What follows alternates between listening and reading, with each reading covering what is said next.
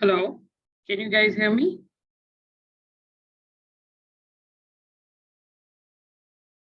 Hello, can you guys hear me? Yes, ma'am. Okay. All right. Thank you for joining an online session because हम लोग Wednesday की class नहीं कर पाए थे। अच्छा, ये सेशन जो है वो थोड़ा सा इम्पोर्टेंट इसलिए है क्योंकि जो मंडे वाला जो सेशन हम करेंगे वो इसी के कनेक्शन में।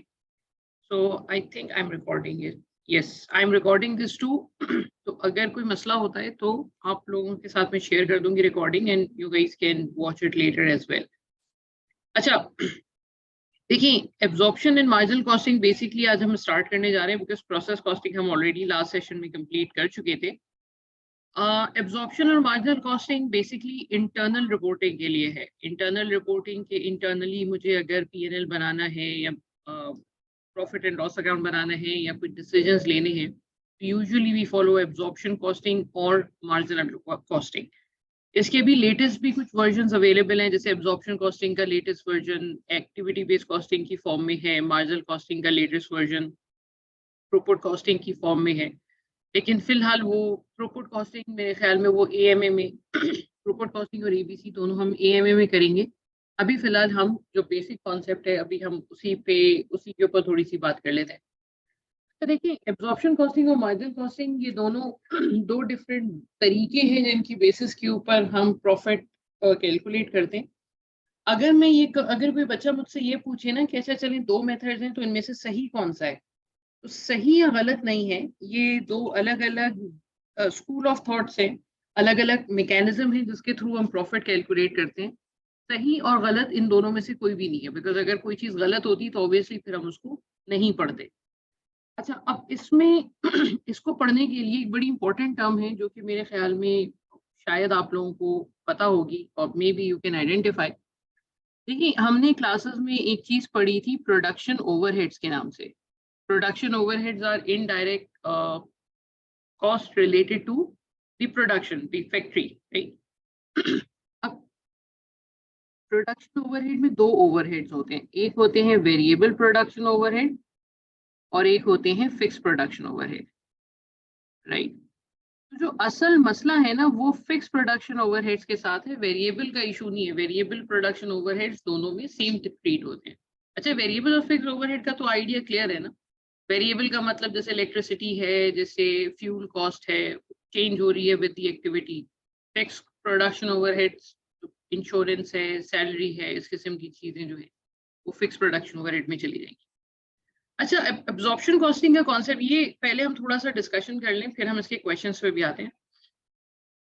एब्जॉर्प्शन कॉस्टिंग का कॉन्सेप्ट ये कहता है कि यार आप देखें, आप एक बात समझें।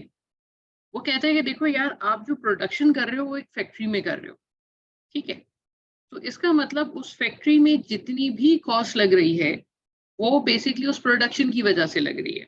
अगर आपकी प्रोडक्शन नहीं होगी तो जाहिर सी बात है आपको फिर फैक्ट्री भी चलाने की जरूरत नहीं है। तो एब्जॉर्प्शन कॉस्टिंग का कॉन्सेप्ट ये कहता है कि हर वो कॉस्ट जो कि आपकी फैक्ट्री में लग रही है उसको आप अपनी प्रोडक्ट की कॉस्ट का पार्ट बनाएंगे।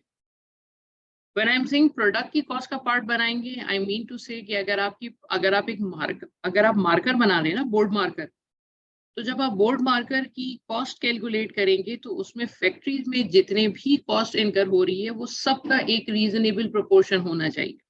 अगर आप पेंसिल बना रहे हैं, अगर आप लैपटॉप बना रहे हैं, तो कोई भी चीज बना रहे हैं आपको फैक्ट्री की तमाम कॉस्ट को उसकी पर यूनिट कॉस्ट में इंक्लूड करना है। एंड अच्छा, अब ये this is basically the first point. और जब आप ये कह रहे हैं कि भाई फैक्ट्री की सारी कॉस्ट उस प्रोडक्ट की कॉस्ट में आनी चाहिए, इसका मतलब आप ये कह रहे हैं कि जब आप प्रोडक्ट कॉस्ट कैलकुलेट करेंगे ना, जब कॉस्ट पर यूनिट कैलकुलेट करेंगे, उसमें डायरेक्ट मटेरियल भी आना चाहिए, उसमें डायरेक्ट लेबर भी आना चाहिए, उसमें डायरेक्ट एक्सपेंस भी आना चाहिए, उसमें वेरिएबल प्रोडक्शन ओवरहेड्स भी होनी चाहिए और उसमें फिक्स प्रोडक्शन ओवरहेड्स भी होनी चाहिए। ये पांचों चीजें आप कंबाइन करेंगे तो आपकी पर यूनिट कॉस्ट कैलकुलेट होगी। ये एब्जॉर्प्शन कॉस्टिंग का कॉन्सेप्ट कहता है, ठीक है। अच्छा, अब जरा मार्जिनल पे आते हैं, देखते हैं ये क्या कह रहा है। मार्जिनल कॉस्टिंग का कॉन्सेप्ट ये कहता है कि भाई देखें, आप मुझे एक बात बताएं, अगर आप आज प्रोडक्शन को 20% बढ़ाते हैं तो क्या आपकी फिक्स कॉस्ट 20% से बढ़ेगी? नहीं बढ़ेगी। अगर आपने प्रोडक्शन को 20% कम कर दिया तो क्या आपकी फिक्स कॉस्ट भी 20% कम हो जाएगी? नहीं कम होगी। मशीन की डेप्रिसिएशन उतनी चार्ज करेंगे आप, सुपरवाइजर को सैलरी आप उतनी देंगे, रेंट आप उतना ही पे करेंगे। तो मार्जिनल का कॉन्सेप्ट ये कहता है कि भाई जब प्रोडक्शन के चेंज होने से आपकी फिक्स कॉस्ट पे कोई फर्क नहीं पड़ रहा, तो इसका मतलब है कि फिक्स प्रोडक्शन कॉस्ट का या फिक्स ओवरहेड्स का आपकी मैन्युफैक्चरिंग से कोई ताल्लुक ही नहीं है।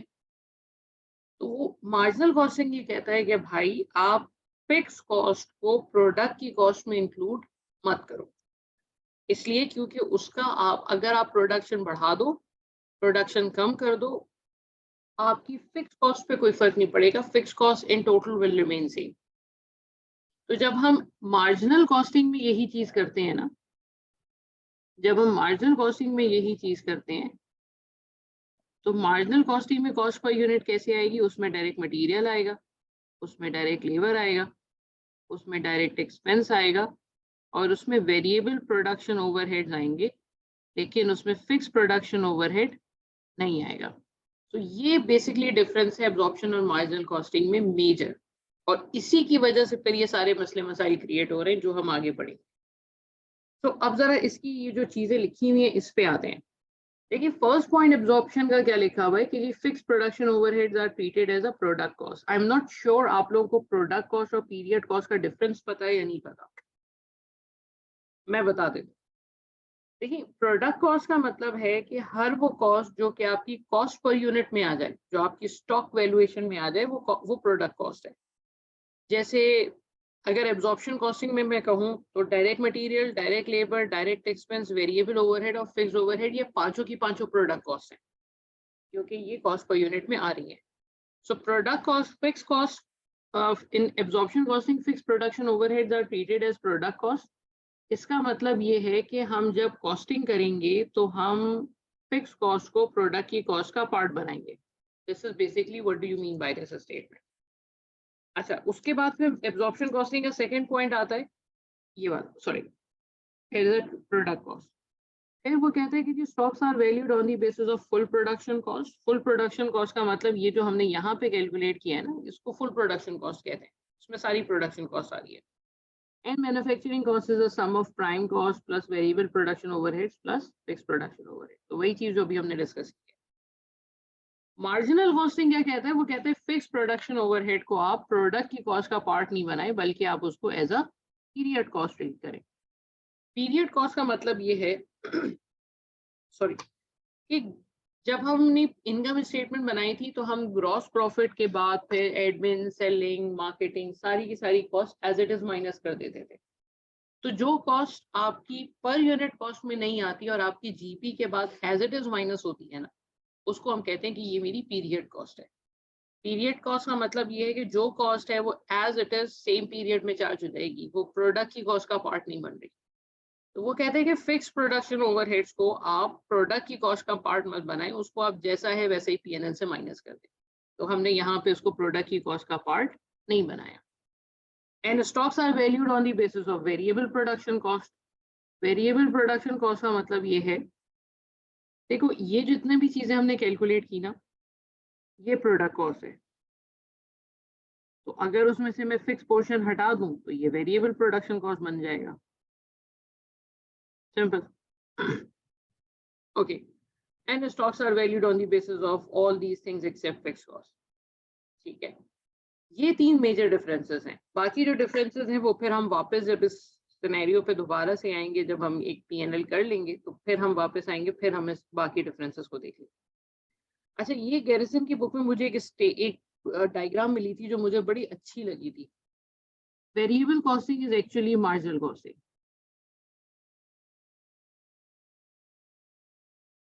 ठीक है, तो वो कहते हैं डायरेक्ट मटेरियल, देखें पहले उसने प्रोडक्ट कॉस्ट डिफाइन किया और प्रोडक्ट कॉस्ट के बारे में वो कह रहे हैं डायरेक्ट मटेरियल दोनों में प्रोडक्ट कॉस्ट है, डायरेक्ट लेबर दोनों में प्रोडक्ट कॉस्ट है, वेरिएबल ओवरहेड्स दोनों में प्रोडक्ट कॉस्ट है। फिक्स मैन्युफैक्चरिंग ओवरहेड्स को उसने अलग कलर इसलिए दिया है क्योंकि एब्जॉर्प्शन में तो वो प्रोडक्ट कॉस्ट है, प्रोडक्ट की कॉस्ट का पार्ट बन रहा है। मार्जिनल में वो as a period cost treat हो रहा है, और बाकी वेरिएबल सेलिंग तो दोनों में as a period cost treat हो रहा है, उसका तो मसला ही नहीं है। असल जो मसला है वो सिर्फ फिक्स्ड ओवरहेड की ट्रीटमेंट है। That's it. ठीक है भाई। यहाँ पे कोई सवाल है?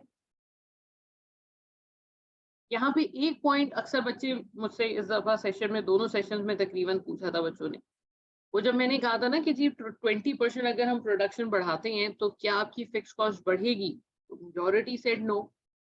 लेकिन एक आध बच्चों ने मुझसे पूछा था कि स्टेप कॉस्ट का क्या होगा, तो मैंने कहा देखो हम जब प्रोडक्शन बढ़ाते हैं तो माना कि स्टेप कॉस्ट की वजह से फिक्स कॉस्ट बढ़ती है, लेकिन वो एक वन ऑफ इफेक्ट है, वो हमेशा नहीं आता, and mostly it's a one of effect, एक दफा होकर खत्म हो जाता है। सो उसको हम एबनॉर्मेलिटी के तौर पे ट्रीट करते हैं। तो वो ऐसा नहीं है कि प्रोडक्शन हमने 20-20% इंक्रीज की तो मेरी कॉस्ट भी 20%, ओवरहेड भी 20% बढ़ गया, तो स्टेप कॉस्ट को फिलहाल अभी हम इग्नोर कर रहे हैं। ठीक है भाई।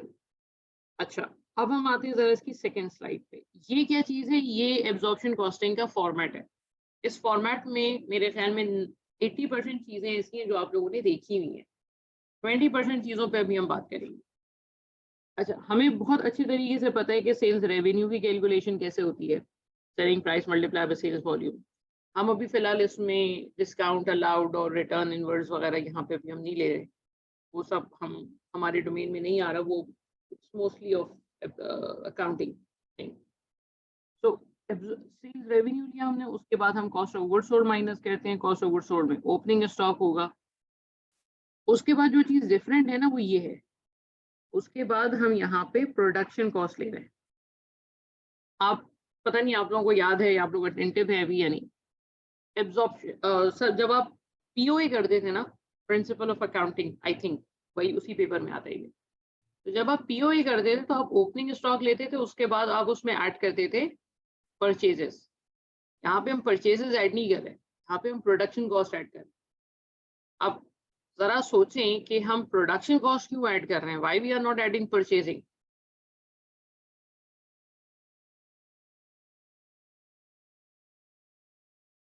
Can anyone answer? If anyone is there, can anyone answer?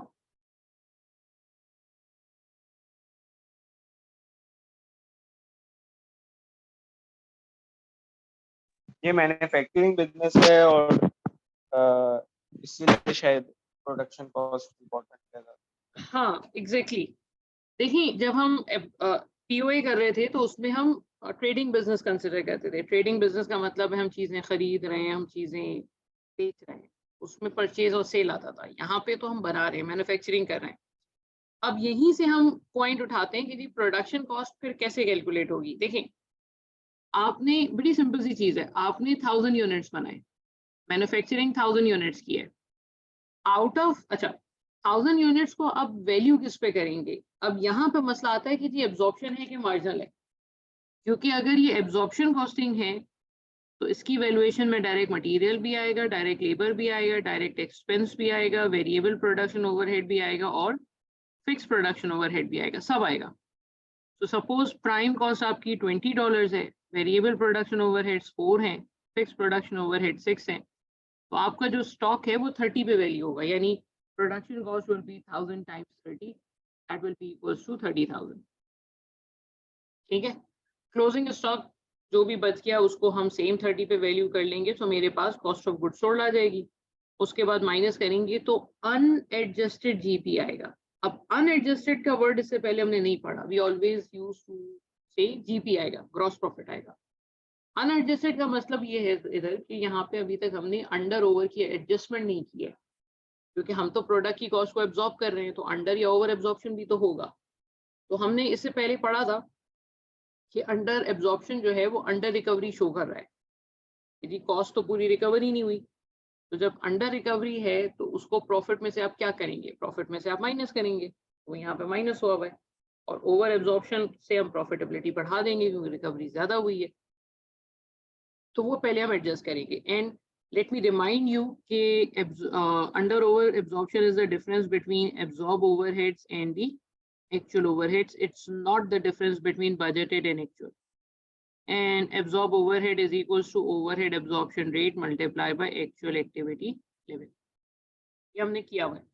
अच्छा, एडजस्टेड जीपी आ गया। एडजस्टेड जीपी के बाद जितने भी नॉन मैन्युफैक्चरिंग कॉस्ट हैं, एडमिन, सेलिंग, मार्केटिंग, डिस्ट्रीब्यूशन, वो माइनस करेंगे and we will get profit under absorption costing. So this is a very basic simple statement. इसमें दो जगहों पे मसले हैं, एक तो प्रोडक्शन कॉस्ट बच्चों को समझ में नहीं आती कि इसका क्या करना है, और दूसरा इसमें मसला होता है अंडर ओवर एब्जॉर्प्शन पे। बाकी चीजें तो सिंपल है, बाकी चीजें तो वैसी ही हैं जैसे हमने से पहले की। इसके आज हम दो क्वेश्चंस करेंगे। एक क्वेश्चन तो बिल्कुल बेसिक लेवल का है, बहुत आसान सा है, उसमें कुछ भी नहीं है। और जो दूसरा क्वेश्चन है वो मैंने लिया था, वो मुझे अच्छा लगा था। जो चीजें मुझे अच्छी लगती हैं वो यूजुअली बच्चों को इतनी पसंद नहीं आती।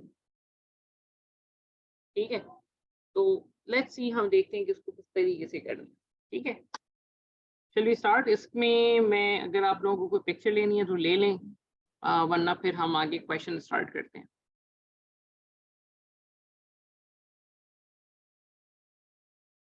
ऑलराइट। अच्छा, अब ये क्वेश्चन है, मैंने क्लास में ये क्वेश्चन जो है वो बोर्ड पे करा दिया था, बिकॉज उस वक्त मेरे पास अभी इतनी जगह नहीं थी, बट यहाँ पे मैं थोड़ा सा स्क्रीन का वो शॉर्ट कर सकती हूँ फॉन्ट साइज, तो हम we can reasonably do this question in this slide. अच्छा, इसको जरा ध्यान से कीजिएगा, बिकॉज ये बड़ा बेसिक सा सवाल है, आसान सा है, बेसिक है। इसके बाद वाला क्वेश्चन थोड़ा सा मुश्किल होगा, तो उस पे फिर जरा देख लीजिएगा। Alright, so Big Wolf Company manufactures a single product, the bark, details of which are as follows. Selling price उसने बता दी, direct material बता दिया, labor बता दिया, variable production overheads हैं ये $10. अच्छा, annual fixed production overheads are budgeted to be 1.6 million, and the company expects to produce 1.28 million units. Budgeted overheads भी दे दिया और budgeted activity भी दे दिया। Overheads are absorbed on per unit basis. Actual overheads are 1.8 million for the year. Budgeted fixed selling costs are 3,20,000 per quarter. The production was 280,000 units, out of which company sold 240,000 units during the first quarter. अब उसने कहा कि जी opening inventory तो नहीं है, अब आप एक काम करें, जरा एक इनकम स्टेटमेंट बना दें बाय यूजिंग एब्जॉर्प्शन कॉस्टिंग। पहले हम कर लेंगे, मार्जिनल हम बाद में कर लेंगे। ठीक है भाई। अच्छा, आप में से कोई एक बच्चा जिसके पास अगर कैलकुलेटर है, वो थोड़ा सा अनम्यूट करके जरा मुझे फिगर्स बता दे कि मेरे पास स्क्रीन वो वाली नहीं है अभी फिलहाल। So we will start with sales revenue, right. Sales revenue we know that is the multiple of selling price multiply by sales volume.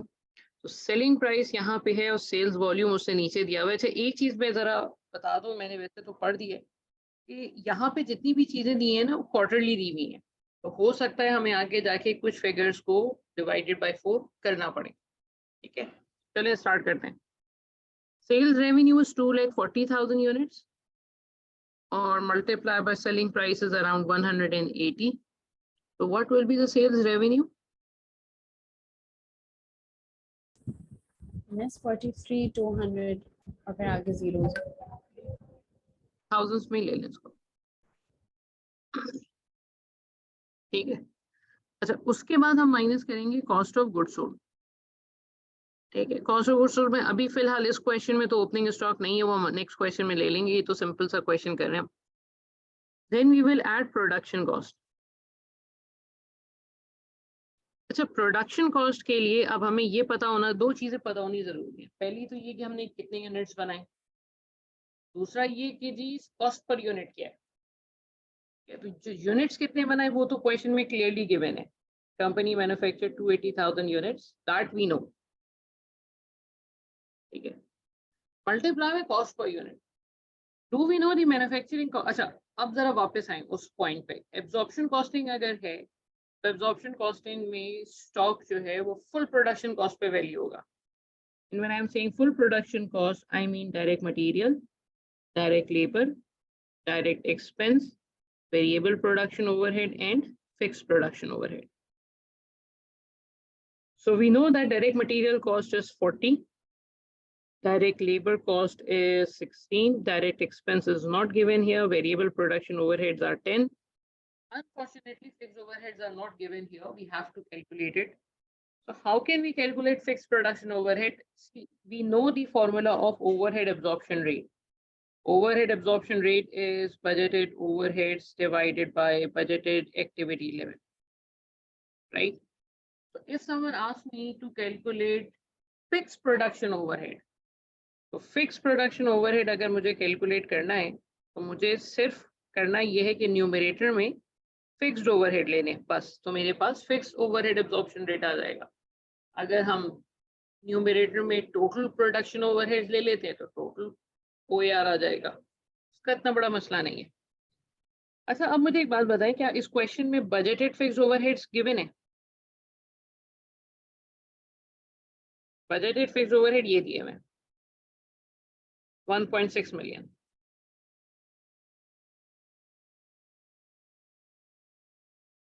और क्या बजटेड एक्टिविटी लेवल गिवन है? The company expects to produce 1.28 million ये। तो overhead absorption rate कितना हो जाएगा fixed OAR?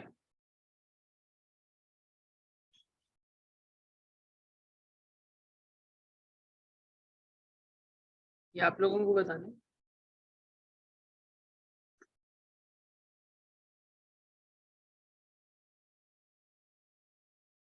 क्या हो गया भाई? Miss 1.25. ओके, इतना घबरा क्यों रही है? So this will be what? This will be manufacturing cost per unit. Manufacturing cost कहते हैं, full production cost कहते हैं, whatever you want to call this. So 40 plus 16 is 56. 66 and 67.25. All right. So इसका मतलब है एक यूनिट को अगर हम वैल्यू कर रहे हैं तो it's going to be 67.25. If you want to value 280,000 units, it will be 66.25 times 280,000, and that will be equals to what?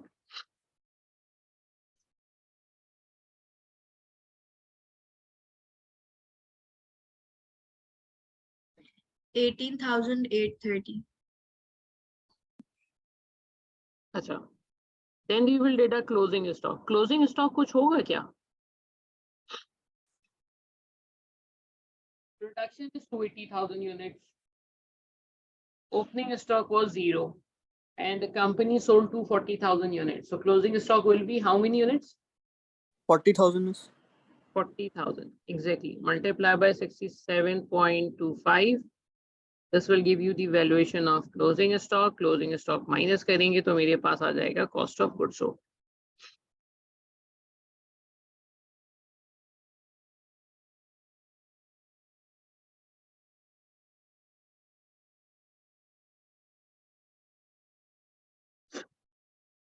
$40 multiply by 67.25 बता दें या directly cost of goods sold बता दें? 2690 miss. 16,000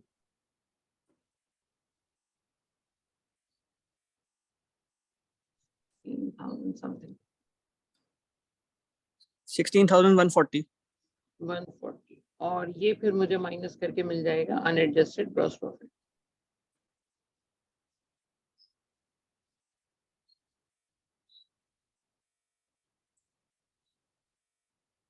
$27,060.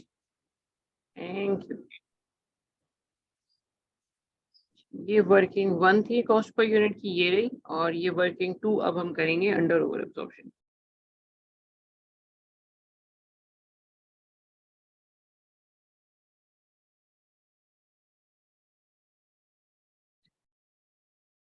अच्छा, अंडर ओवर एब्जॉर्प्शन जो है यहाँ पे हम कैलकुलेट तो वैसे ही करेंगे जैसे एब्जॉर्ब माइनस एक्चुअल करते हैं, लेकिन यहाँ पे बस एक छोटा सा फर्क ये है कि हम सिर्फ फिक्स ओवरहेड लेंगे, वेरिएबल नहीं लेंगे। क्यों नहीं लेंगे भाई वेरिएबल? उसके बारे में भी डिस्कशन करते हैं, अभी फिलहाल इट्स टू अर्ली। उसकी डिस्कशन में जाएंगे तो थोड़ा सा डायरेक्शन आउट हो जाएगा, तो नेक्स्ट क्वेश्चन में इंशाल्लाह फिर हम इसके ऊपर भी बात करेंगे कि why we are only taking fixed overhead, why we are not using variable overhead as an under over absorption, right? So सबसे पहले तो हम स्टार्ट करेंगे absorb overhead से, absorb fixed overheads. अच्छा, fixed overhead absorption rate is 1.25 per unit and the company manufactured 280,000 units. तो absorption कितनी हो जाएगी, रिकवरी कितनी हो सकती है? 1.25 multiplied by 280,000. 350,000. Perfect. अच्छा, इसको हम कंपेयर करेंगे actual fixed overhead से. Now the question is if actual fixed overheads are given in the question or not. उसने end में बताया था ये कि actual overheads are 1.8 million for the year. अब for the year दिया हुआ है तो फिर हमें obviously इसको divide करना पड़ेगा. तो अगर मैं 1.1800 को अगर मैं divide करूं 4 से तो ये बनेगा 450. I'm not sure. Yes, miss. ठीक है. So 1 लाख का डिफरेंस तो आ गया. अब ये सोचना है कि ये अंडर एब्जॉर्प्शन है या ये ओवर एब्जॉर्प्शन है. Since absorb overheads are less than the actual overhead, that is showing under recovery. So under recovery का मतलब है कि ये अंडर एब्जॉर्प्शन है. और अगर अंडर एब्जॉर्प्शन है तो ये ग्रॉस प्रॉफिट में से माइनस होगी.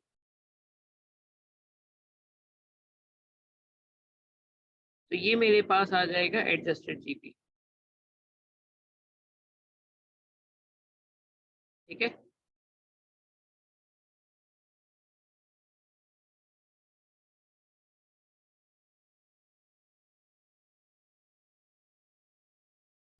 To 6,960 I think. ठीक है. अच्छा, उसके बाद हम माइनस करते हैं सारे के सारे non manufacturing cost. Non manufacturing cost में मेनली एडमिन, सेलिंग, मार्केटिंग आता है. अब यहाँ पे कोई नॉन मैन्युफैक्चरिंग कॉस्ट है? यहाँ पे उसने फिक्स सेलिंग कॉस्ट दी हुई है. ठीक है. अच्छा, अब मसला ये है फिक्स सेलिंग के कॉस्ट के साथ ये बजटिंग है, बजटेड है. हम तो यहाँ पे सारी एक्चुअल फिगर्स ले रहे हैं बिकॉज पीएनएल बना रहे हैं. तो अगर कहीं पे आपको क्वेश्चन में बजटेड फिगर्स गिवन है और एक्चुअल गिवन नहीं है तो हम ये एज्यूम करते हैं कि भाई एक्चुअल गिवन नहीं है ना, तो इसका मतलब है कि एक्चुअल में कोई वेरिएशन नहीं हुई तो बजट और एक्चुअल दोनों सेम है. क्योंकि अगर हम इस झगड़े में पड़ गए ना कि यार एक्चुअल तो दिया हुआ ही नहीं है क्वेश्चन में, तो बजटेड दिया हुआ है, फिर आप पूरे दिन इस क्वेश्चन को देखते रहेंगे, कोई हल नहीं निकलेगा. तो the best option is to consider budget and actual to be same. यहाँ पे हम we will deduct selling cost. Selling overheads हैं तकरीबन 320,000. ये माइनस कर देंगे तो मेरे पास प्रॉफिट अंडर एब्जॉर्प्शन कॉस्टिंग आ जाएगा.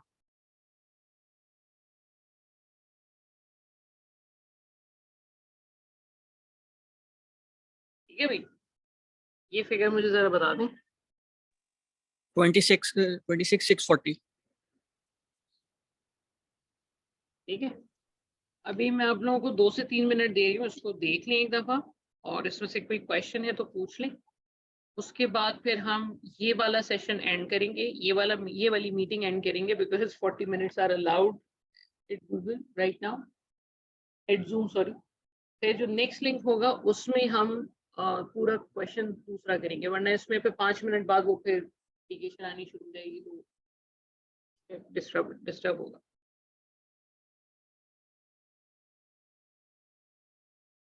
इसमें देख लें कुछ मसला है तो पूछ लें, मैं जब तक इसका सेकंड लिंक देख लूँ अगर I can open that.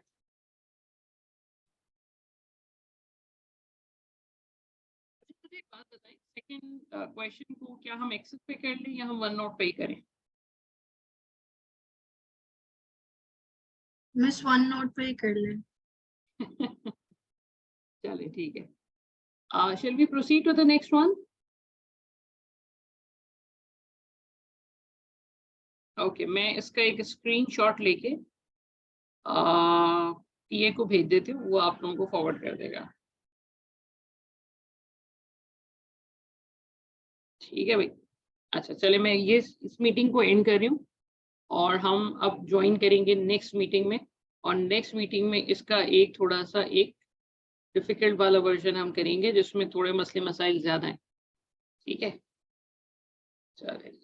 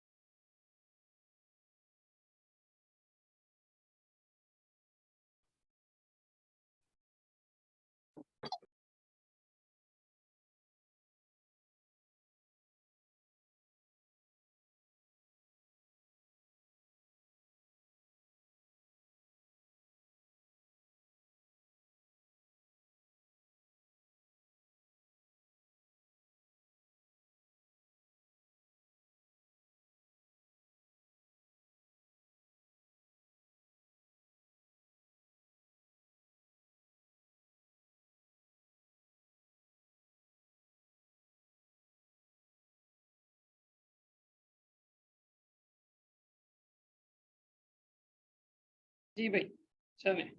I hope everyone is here, let's start. अच्छा, अब ये जो क्वेश्चन है, can you guys see this screen? Yes. Okay.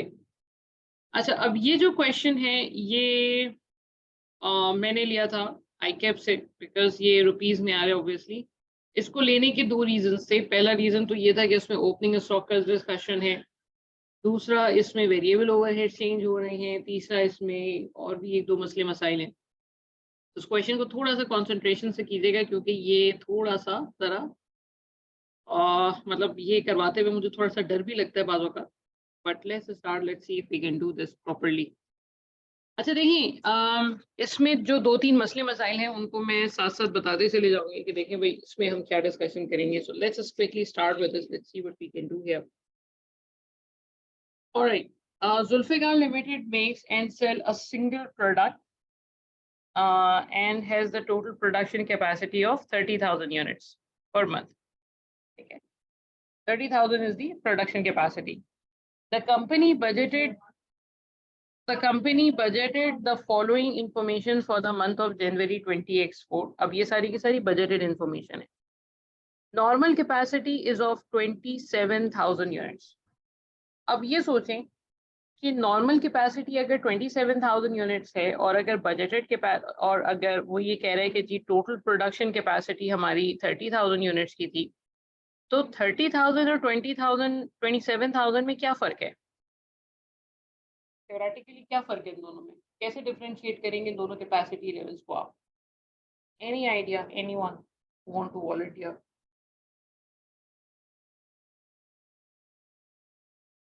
I need an answer, irrespective of fact, whether it's right or wrong. I just need someone to speak at least.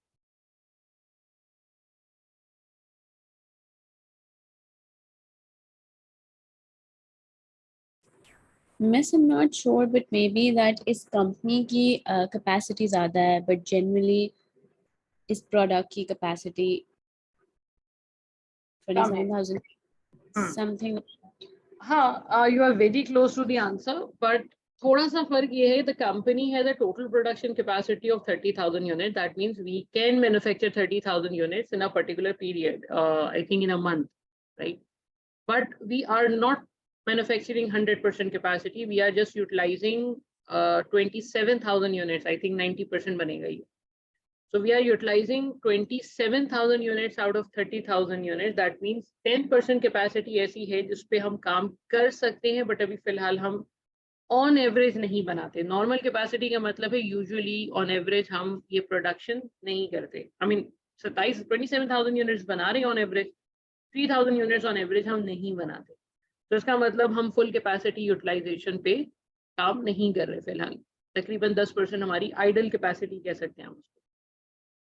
अच्छा, फिर उसे variable cost per unit दे दिया.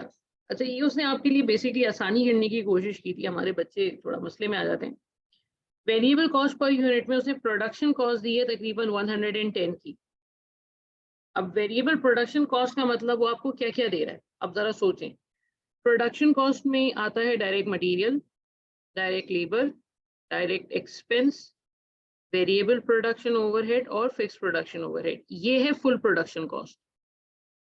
अगर मैं इन सबको add कर दूं तो मेरे पास आएगी फुल प्रोडक्शन कॉस्ट। ठीक है, अब अगर मैं कहूं कि नहीं यार वेरिएबल प्रोडक्शन कॉस्ट है, वेरिएबल कॉस्ट पर यूनिट लिखा है, नीचे प्रोडक्शन लिखा है, इसका मतलब वेरिएबल प्रोडक्शन कॉस्ट है, तो इसमें से कौन सी चीज नहीं आएगी? अगर मैं कहूं वेरिएबल प्रोडक्शन कॉस्ट है तो क्या नहीं आएगा? Fixed production overheads.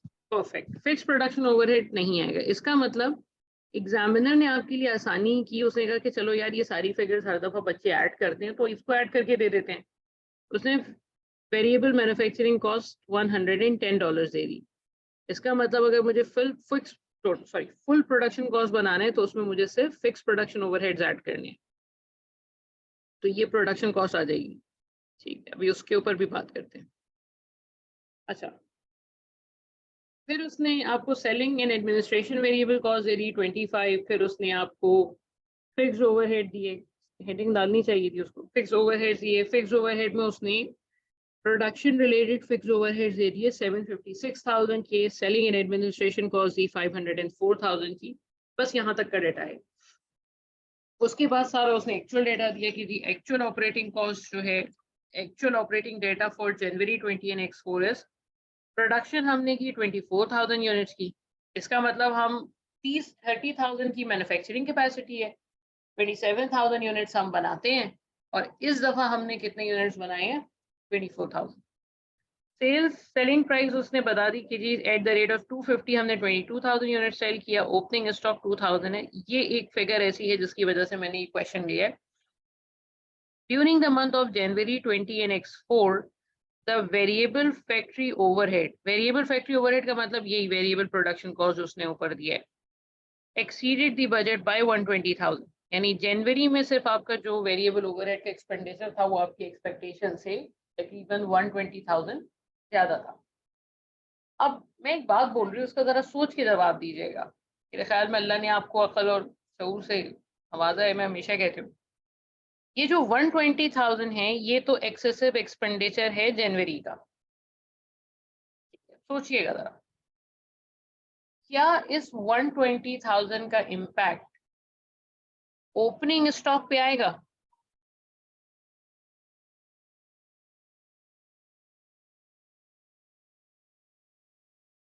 I am repeating my question. 120,000 का जो एक्स्ट्रा एक्सपेंडिचर हुआ है वो आपका जनवरी में हुआ है, जनवरी में फ्यूल प्राइसेस बढ़ गई या कोई और प्राइसेस बढ़ गई, तो इसका इम्पैक्ट क्या ओपनिंग स्टॉक की वैल्यूएशन पे आएगा या नहीं आएगा? नहीं है। नहीं आएगा। बोल तो सही रहे हैं आप।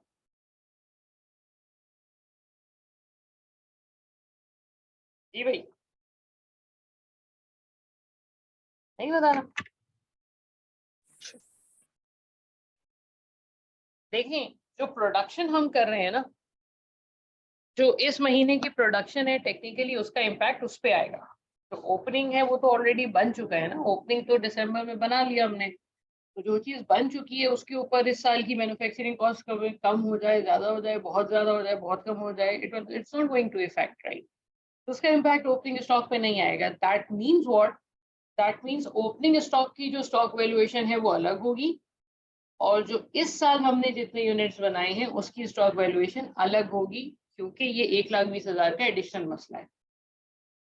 ठीक है, चलें अब स्टार्ट करते हैं इस क्वेश्चन को। ठीक है, अब इस क्वेश्चन में मेरे साथ साथ रहिएगा, बिकॉज ये थोड़ा सा मेरे हिसाब से थोड़ा सा मुश्किल क्वेश्चन है। तो मुझे लगता है कि इसमें 2-3 चीजें हैं जहाँ पे डिस्कशन होनी है। अच्छा, we will again start with the sales revenue. Sales revenue is a multiple of selling price multiplied by sales volume. Selling price is 250, sales volume is 22,000. So 250 times 22,000 is how much?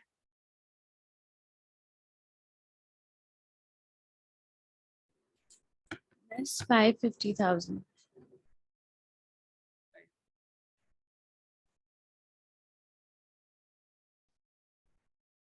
Sorry, 5,500,000. चले बस एक zero का फर्क है. 5,500 you are saying ना? जी. ठीक है. उसके बाद हम लोग माइनस करते हैं इसमें से कॉस्ट ऑफ गुड्स सोल्ड. ठीक है, कॉस्ट ऑफ गुड्स सोल्ड में हम लेंगे ओपनिंग स्टॉक. अब देखें ओपनिंग स्टॉक के यूनिट्स तो 2000 है. ठीक है, यूनिट्स तो उसने दे दिए क्वेश्चन में. मसला क्या है? मसला ये है कि यूनिट्स की वैल्यूएशन क्या है वो उसने नहीं बताया. उसने सिर्फ इतना बताया कि भाई देखो ओपनिंग स्टॉक के 2000 यूनिट्स हैं. हम पीएनएल में 2000 यूनिट्स तो नहीं लेंगे ना, हम तो उसकी वैल्यूएशन लेंगे. अब वैल्यूएशन उसने दी नहीं है, तो फिर अब हम क्या कर सकते हैं? अब हम ये करेंगे कि भाई देखो पुरानी नेक्स्ट लास्ट ईयर की जो वैल्यूएशन थी वो तो उसने दी नहीं, और लास्ट ईयर की कोई फिगर भी नहीं है हमारे पास कि हम वैल्यूएशन निकाल लें. तो फिर हम इस साल की वैल्यूएशन, इस साल की कॉस्ट पर यूनिट निकालेंगे और हम बोलेंगे कि भाई वी आर एज्यूमिंग कि लास्ट ईयर भी यही हुआ था, क्योंकि अगर लास्ट ईयर कुछ डिफरेंट होता तो उसको खुद बताना चाहिए था, उसने नहीं बताया. वी आर एज्यूमिंग कि ये इस साल की वैल्यूएशन और लास्ट ईयर की वैल्यूएशन सेम है. जो डिफरेंस था वो उसने अलग से हमें थोड़ा सा, जो भी कहीं पे भी डिफरेंस आ रहा था उसने अलग से बताया हुआ है. तो अब यहाँ पे हमें स्टॉक वैल्यूएशन चाहिए. तो 2000 यूनिट्स तो हैं, will multiply these 2000 units with cost per unit. अब कॉस्ट पर यूनिट में यहाँ पे आके हम फंस गए थे. यहाँ पे हमने उसने वेरिएबल प्रोडक्शन कॉस्ट तो दे दी थी, फिक्स प्रोडक्शन ओवरहेड उसने पर यूनिट नहीं दिया था. पर यूनिट बनाना पड़ेगा. अच्छा, फिक्स ओवरहेड एब्जॉर्प्शन रेट के लिए हम स्टार्ट तो करते हैं बजटेड फिक्स ओवरहेड से. अच्छा, बजटेड फिक्स ओवरहेड ये रहे 756,000 के. अब मेरा एक और सवाल है आप लोगों से, मेरे हिसाब से आप लोग सही जवाब देंगे. 756,000 सी बजटेड ओवरहेड्स और उसको मुझे एक्टिविटी से डिवाइड करना है. अब मेरे पास 3 किस्म के एक्टिविटी लेवल्स हैं, आपको बताना है कि कौन सा यूज होगा, क्या हो सकता है. पहला एक्टिविटी लेवल है 30,000 यूनिट्स का.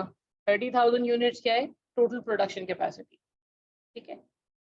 दूसरा जो यूनिट एक्टिविटी लेवल है मेरे पास वो 27,000 का है, which is actually representing the normal capacity, जितना हम नॉर्मली बनाते हैं. और तीसरा एक्टिविटी लेवल मेरे पास 24,000 है, जो कि एक्चुअल प्रोडक्शन को रिप्रेजेंट कर रहा है, एक्चुअल एक्टिविटी लेवल को रिप्रेजेंट कर रहा है. अब आप सोचें कि हम डिवाइड किससे करेंगे? 30,000 से, which is the total production capacity, 27,000 से which is the normal capacity, या 24,000 से which is the actual activity. Miss 27,000. 27,000. Perfect. देखिए 24 पे अगर कोई अटकी ना कि 24 से क्यों नहीं कर रहे, तो 24 तो एक्चुअल है, एक्चुअल तो ओआर में यूज ही नहीं होता. ठीक है. 30 पे से अगर हम डिवाइड करते हैं तो उसका मतलब सर 30,000 यूनिट्स हम बनाते ही नहीं है. वो जो हमने सर्विस कॉस्टिंग में किया था ना कि अगर 80% ऑक्यूपेंसी आप एक्सपेक्ट कर रहे हो तो डिवाइड बाय 80% ऑक्यूपेंसी से करो. तो you divided with 27,000. So per unit will be what?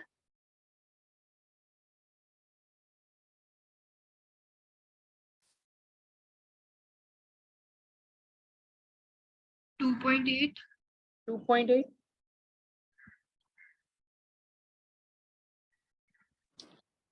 Miss 28. 28. 8 आ रहा है. ये हो जाएगा 138. ये है मैन्युफैक्चरिंग कॉस्ट पर यूनिट. लेकिन इस मैन्युफैक्चरिंग कॉस्ट में एक छोटा सा मसला है, वो अभी हम डिस्कस करेंगे. ये सिर्फ वो मैन्युफैक्चरिंग कॉस्ट है जो नॉर्मल है, इसमें अभी 120,000 का इम्पैक्ट हमने शामिल नहीं है, क्योंकि हम तो ओपनिंग को वैल्यू करने जा रहे हैं. ओपनिंग में तो ये वाला मसला है ही नहीं. So 2000 multiply by 138, that will be equals to, thousands में ही बता दीजिएगा.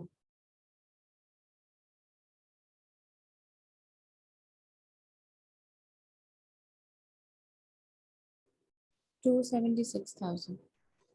परफेक्ट. ओके मिस प्लीज 138 एक दफा रिपीट कर देंगे? 138 is basically manufacturing cost per unit, ठीक है। अब मैन्युफैक्चरिंग कॉस्ट पर यूनिट, अब 138 में क्या रिपीट, क्योंकि 138 से एसोसिएटेड 3-4 मसले हैं। हाउ वी कैलकुलेटेड 138, या what 138 is representing, या where we are going to use it। Miss how did we calculate? देखिए कॉस्ट पर यूनिट में क्या क्या आता है, कॉस्ट पर यूनिट में मैन्युफैक्चरिंग कॉस्ट पर यूनिट में आता है direct prime cost plus production overhead. Production overhead का मतलब फिक्स और वेरिएबल दोनों आएंगे, ठीक है। अब क्वेश्चन ने क्या किया, क्वेश्चन ने आपको ये बता दिया था कि जी वेरिएबल प्रोडक्शन कॉस्ट जो है, वेरिएबल प्रोडक्शन कॉस्ट 110 है। वेरिएबल प्रोडक्शन कॉस्ट का मतलब उसमें सारी प्रोडक्शन कॉस्ट है एक्सेप्ट फिक्स वन। तो हमने कहा कि इसका मतलब मटीरियल, जैसे प्राइम कॉस्ट होता है ना, प्राइम कॉस्ट जब भी कहता है तो हमारे जहन में आता है यार इसमें मटीरियल लेबर ओवरहेड प्लस हुआ, sorry material labour expenses plus हुआ है। तो वेरिएबल प्रोडक्शन कॉस्ट का मतलब है कि उसने प्राइम कॉस्ट में वेरिएबल ओवरहेड्स भी ऐड करके दिए हैं। अब क्या बचा, फिक्स प्रोडक्शन ओवरहेड। वो फिक्स प्रोडक्शन ओवरहेड्स हमें अलग से ऐड करना था, लेकिन उसका रेट ही नहीं दिया हुआ था उसने। तो फिर हमने क्या किया, हमने उसका रेट निकाला by dividing budgeted overheads with budgeted activity level. इसमें हम फंस गए थे क्योंकि मुझे समझ में नहीं आ रहा था कि मैं किससे डिवाइड करूं। तो we discuss and we finalize के 27,000 से डिवाइड होना चाहिए। मैंने डिवाइड किया, 28 रेट आया और उसको हमने यहाँ पे ले लिया। तो this is manufacturing cost of not current period, this is the manufacturing cost per unit excluding this adjustment। इसके ऊपर अभी हमने एडजस्टमेंट नहीं की है, वो अभी हम करेंगे थोड़ी देर बाद, ठीक है। अच्छा उसके बाद हम लेंगे प्रोडक्शन कॉस्ट। अच्छा प्रोडक्शन हमने की है तकरीबन 24,000 यूनिट्स की, ये प्रोडक्शन है ना। सो 24,000 यूनिट्स की प्रोडक्शन है, लेकिन मसला ये है कि ये 138 से मल्टीप्लाई नहीं होगी कि 138 तो नॉर्मल है ना, उसमें तो 120,000 की एडिशनल कॉस्ट भी है, वेरिएबल ओवरहेड्स। अब या तो कि ये है, इसके दो तरीके हो सकते हैं, या तो मैं पर यूनिट करके और फिर डायरेक्टली मल्टीप्लाई कर दूं, या फिर मैं पहले प्रोडक्शन कॉस्ट निकाल के और फिर उसमें जो भी एक्सेसिव पोर्शन है वो मैं ऐड कर दूं। दोनों काम आप कर सकते हैं। तो हम एक काम करते हैं, इसके पर यूनिट में ही ऐड कर लेते हैं। तो एक्स्ट्रा कॉस्ट कितनी होगी, एक्स्ट्रा कॉस्ट 120,000 यूनिट्स है इस पीरियड की। 120,000 तो टोटल है ना, इसको हम डिवाइड किससे करेंगे, 24,000 से। तो ये मेरे पास आ जाएगी manufacturing cost of current period.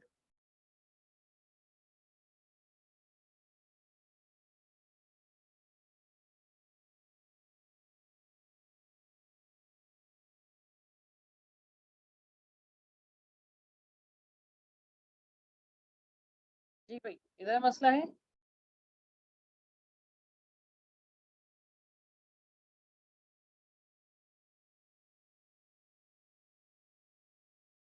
Can anyone divide 120 with 24? 5. 5. इसका मतलब है इस 120,000 का जो इम्पैक्ट आ रहा है पर यूनिट पे वो $5 ₹5 का आ रहा है। तो इस दफा की कॉस्ट 143 है, क्योंकि इस दफा की कॉस्ट जो है वो बजट से थोड़ी सी ज्यादा है, ठीक है। चलिए जी, so this will be multiplied with 143 and you will get what,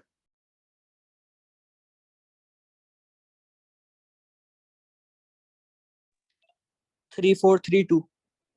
perfect. उसके बाद हम यहाँ से क्लोजिंग स्टॉक माइनस कर देंगे। अच्छा क्लोजिंग स्टॉक की यूनिट्स कितने, कोई कुछ बता सकता है?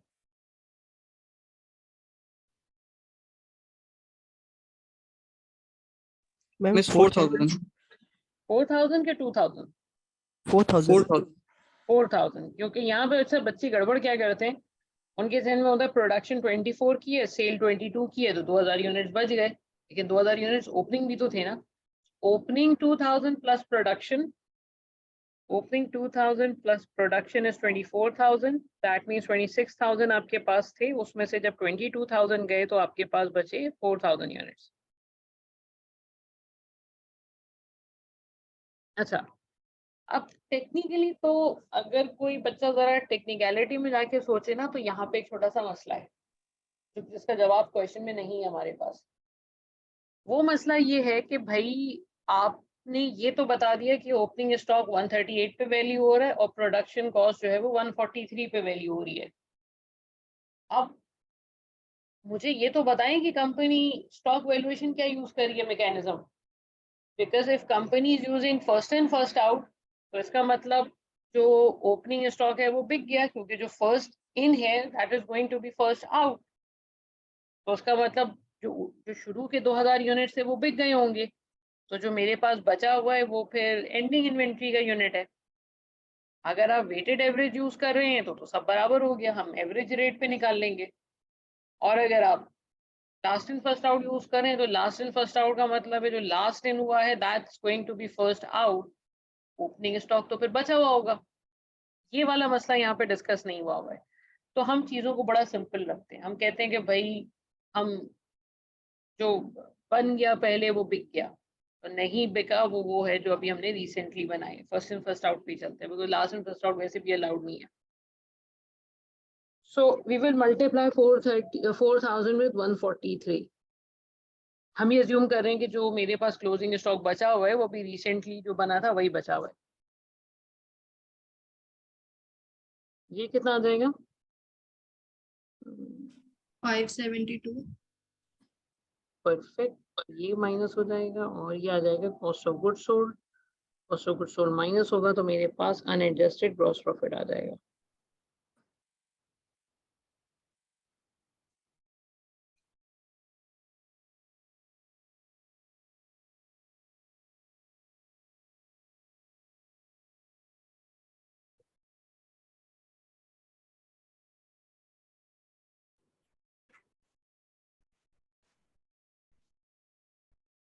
Yes, gross profit is 2364.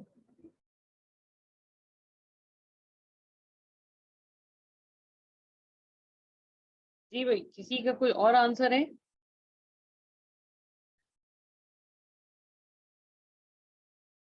Okay अच्छा, अब हम आते हैं जरा अंडर ओवर एब्जॉर्प्शन पे।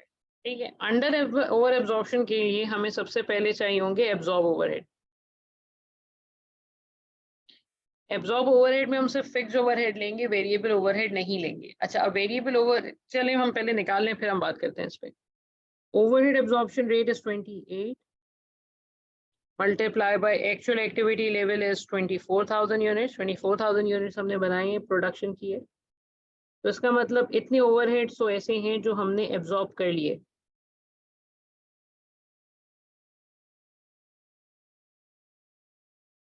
So 28 multiplied by 24,000 is how much?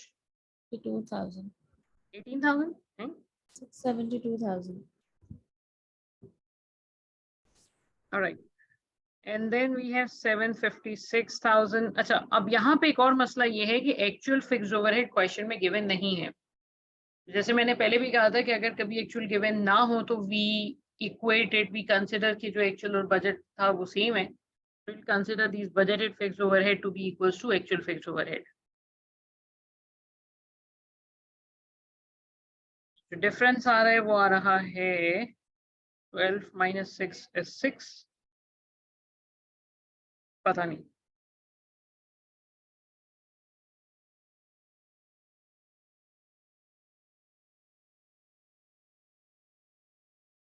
$672 minus 756 is 84,000. 84,000। अच्छा, एब्जॉर्ब हमारे पास कम है तो that means this is under absorption, और अंडर एब्जॉर्प्शन हमारे प्रॉफिट में से माइनस होता है। अच्छा, अब यहाँ पे वेरिएबल ओवरहेड्स हम क्यों नहीं ले रहे? वेरिएबल ओवरहेड्स हम इसलिए नहीं ले रहे क्योंकि वेरिएबल ओवरहेड्स जो हैं वो एब्जॉर्प्शन कॉस्टिंग हो चाहे मार्जिनल कॉस्टिंग हो, दोनों में वेरिएबल ओवरहेड्स का ट्रीटमेंट एक ही जैसा होता है। यानी एब्जॉर्प्शन हो या मार्जिनल हो, ये मेरे ख्याल में मार्जिनल कॉस्टिंग कर लेंगे तो ज़्यादा बेहतर समझ में आएगा। एब्जॉर्प्शन हो चाहे मार्जिनल हो, दोनों में इस 5 को हमने यहाँ पे एडजस्ट कर दिया है, तो जो वेरिएबल ओवरहेड एक्स्ट्रा है वो यहाँ पे एडजस्ट हो गए हैं, उसको दोबारा से हम अंडर ओवर में एडजस्ट नहीं करते। अंडर ओवर में हम सिर्फ फिक्स ओवरहेड को एडजस्ट करते हैं, because that is mainly related with the usually related with the change in activity. So under absorption 84,000 की हो रही है, इसको यहाँ पे हम माइनस कर देंगे तो मेरे पास एडजस्टेड जीपी आ जाएगा।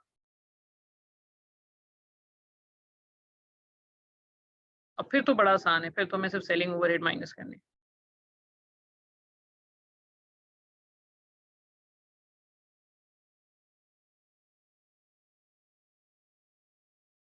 $2364 minus 84 is 2280। 80। क्यों? उसके बाद नॉन मैन्युफैक्चरिंग कॉस्ट में एक नॉन मैन्युफैक्चरिंग है हमारे पास फिक्स सेलिंग और एक है variable selling.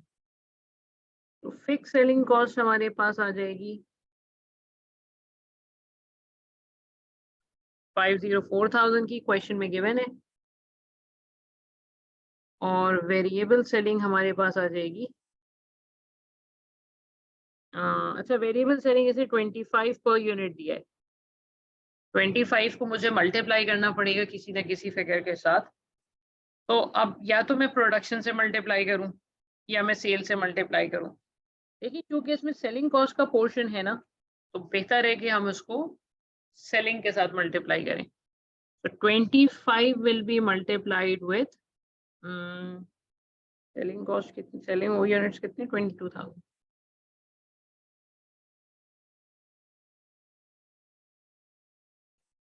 So this will give me profit under absorption costing.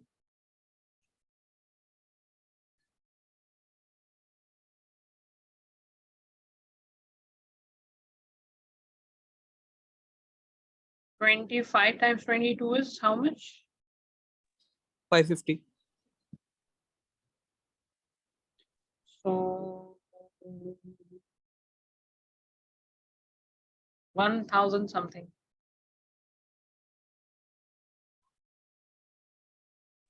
One two two six. ठीक है, तो ये जो काम हमने किया है ये हमने एब्जॉर्प्शन कॉस्टिंग में किया है। अच्छा एब्जॉर्प्शन कॉस्टिंग का मतलब बस इतना है कि जितनी भी फिक्स कॉस्ट है उसको आप प्रोडक्ट की कॉस्ट का पार्ट बनाएं। तो जो मेन डिफरेंस आता है वो मेन डिफरेंस है, जो मेन डिफरेंस आ रहा है वो बेसिकली यहाँ पे आ रहा है।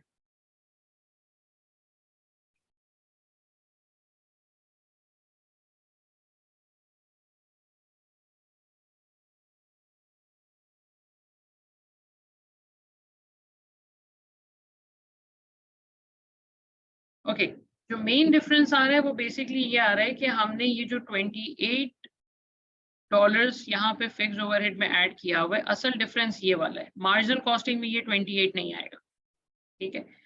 और इसी वजह से जो हम प्रोडक्शन कॉस्ट कैलकुलेट कर रहे हैं उसमें ये फिक्स ओवरहेड यहीं पे आ रहा है, ये असल डिफरेंस है, ठीक है। अब मैं थोड़ा सा वापस आ रही हूँ, जो हमने शुरू में जो हमने स्लाइड डिस्कस की थी वो यही थी कि जी fix production overheads are treated as a product cost and stocks are valued on the basis of full production cost. Gross profit is the difference between sales and cost of goods sold. ये भी हमने देख लिया कि selling price में से manufacturing cost minus करेंगे तो ये आएगा। Difference between manufacturing and non manufacturing cost is important. अच्छा अब ये क्या चीज है, देखिए इसका मतलब ये है कि जब हम एब्जॉर्प्शन कॉस्टिंग करते हैं ना, तो एब्जॉर्प्शन कॉस्टिंग में ग्रॉस प्रॉफिट से पहले ये जो जीपी है इससे ग्रॉस प्रॉफिट से पहले जितनी भी मैन्युफैक्चरिंग कॉस्ट है वो सारी माइनस करते हैं, और ग्रॉस प्रॉफिट के बाद जितनी भी नॉन मैन्युफैक्चरिंग कॉस्ट है वो माइनस करते हैं। ग्रॉस प्रॉफिट से पहले कोई सेलिंग एडमिन नहीं आएगा और ग्रॉस प्रॉफिट के बाद कोई प्रोडक्शन रिलेटेड कॉस्ट नहीं आएगी। And last but not the least, absorption costing का जो मेन यूज है वो है स्टॉक वैल्यूएशन। अगर कभी भी इन्वेंट्री वैल्यू कर रहे हैं तो उसमें हम एब्जॉर्प्शन कॉस्टिंग यूज करेंगे, marginal costing is not allowed in that. तो फिर मार्जिनल कॉस्टिंग क्यों कर रहे हैं? मार्जिनल कॉस्टिंग इसलिए कर रहे हैं क्योंकि हमें अगर किसी भी टाइप का डिसीजन लेना होगा तो वो मार्जिनल कॉस्टिंग में होगा। टाइप का डिसीजन मतलब ये कि अगर आपको ये decide, if you want to decide whether to continue और discontinue the manufacturing of a product, you will use marginal costing in that because it's a decision making. if you received an order of a one-off order to manufacture 10,000 units, आपके पास एक one-off order आए कि 10,000 units बना दें आप, तो अगर मुझे ये evaluate करना है कि यार इसको बनाना चाहिए या नहीं बनाना चाहिए, तो उसके लिए हम decision making है marginal costing आएगी। अगर आप ये decide करना है कि यार प्रोडक्शन करने के लिए मजीद सेल करने के लिए ओवर टाइम की जरूरत पड़ेगी, तो ओवर टाइम करवाने से कितना फर्क पड़ेगा, मेरी प्रॉफिटेबिलिटी पे करवाना चाहिए नहीं करवाना चाहिए, you are going to use marginal costing. So any kind of decision making is done under marginal costing. Marginal, अगर डिसीजन मेकिंग में आपने एब्जॉर्प्शन कॉस्टिंग ली तो आपकी डिसीजन मेकिंग गलत हो जाएगी, because absorption costing fix cost को भी ट्रीट करता है और fix cost usually decision making को इम्पैक्ट नहीं करते। ठीक है, तो एब्जॉर्प्शन कॉस्टिंग हमने कंप्लीट कर लिया। नेक्स्ट क्लास में हम यही दो क्वेश्चंस करेंगे बाय यूजिंग मार्जिनल कॉस्टिंग। अगर मार्जिनल कॉस्टिंग होता तो फिर इसको कैसे करते, और मार्जिनल कॉस्टिंग में इन दोनों का जो प्रॉफिट हमने यहाँ पे कैलकुलेट किया है, यहाँ पे 26640 आ रहा था और यहाँ का प्रॉफिट आ रहा था 1226। मार्जिनल कॉस्टिंग में ये प्रॉफिट डिफरेंट आएगा और फिर हम एंड में जाके चूंकि प्रॉफिट डिफरेंट आ गया, अब हमें ये शक होगा कि पता नहीं सही भी किया है या नहीं किया है, तो फिर हम एंड में जाके उसकी रिकंसिलिएशन बनाएंगे। So this is basically how we are going to do what we are going to do in Monday's class. अच्छा, टेस्ट मैंने आप लोगों का वेंसडे कर दिया बिकॉज कुछ बच्चों की रिक्वेस्ट आ रही थी वेंसडे करने के लिए, तो मैंने वेंसडे और थर्सडे कर दिया। ठीक है, एनी अदर क्वेश्चन? चलें, तो बस आज इसको यहीं तक रखते हैं। इसकी जो रिकॉर्डिंग है उसका लिंक मैं थोड़ी देर बाद शेयर कर दूंगी, बिकॉज दो अलग अलग सेशन को मुझे थोड़ा सा वो करना पड़ेगा, मर्ज करना पड़ेगा, तो उसमें थोड़ा सा टाइम लगेगा 10 मिनट। वो 10 मिनट बाद फिर मैं इसको YouTube पे अपलोड कर दूंगी, तो उससे फिर आप लोग अगर कुछ चीज़ नहीं समझ में आई है तो वहाँ से देख लीजिएगा और फिर मंडे मुझसे पूछ लीजिएगा कोई मसला होगा। आई एम रिपीटिंग, आप लोगों की जो वो है क्या कहते हैं प्रेजेंटेशंस हैं, उनको अब आप प्रिपेयर करना शुरू करें, क्वेश्चनर्स को फाइनलाइज कराएं, कर लें, या मुझसे अगर कुछ दिखवाना है मुझे तो मुझसे कंसल्ट कर लें और इसको आप डन करने की तरफ चलें, बिकॉज 20 नवंबर के बाद से हम प्रेजेंटेशन स्टार्ट कर देंगे। आपके पास सिर्फ 9 दिन होंगे प्रेजेंटेशंस को करने के लिए। मेरे ख्याल में वो ग्रुप्स बनवा दिए हैं और टीए ने। कोशिश करें उन चीज़ों को फॉलो करें, बिकॉज वो फिर एंड में मसला होगा आप ही लोगों के लिए। ये 10 नंबर की प्रेजेंटेशन है। और एक और बात, प्रेजेंटेशन में Q&A सेशन बड़ा इंपॉर्टेंट होगा। अगर कुछ बच्चों को बिल्कुल भी नहीं पता कि क्या हुआ है पूरी प्रेजेंटेशन में, और मुझे लगा कि भाई बच्चे मतलब वो वाले दोस्त जैसे नहीं होता यार ये तुम्हारा पार्ट है, तुमने ये बोलना है, वो ये बोलने वाला अगर जो बच्चा मुझे आइडेंटिफाई हुआ तो उसके नंबर पर डिडक्ट होंगे, because you must contribute in the presentation in whole workings rather than just being a free rider. ठीक है, चलें, thank you so much. अल्लाह हाफ़िज़।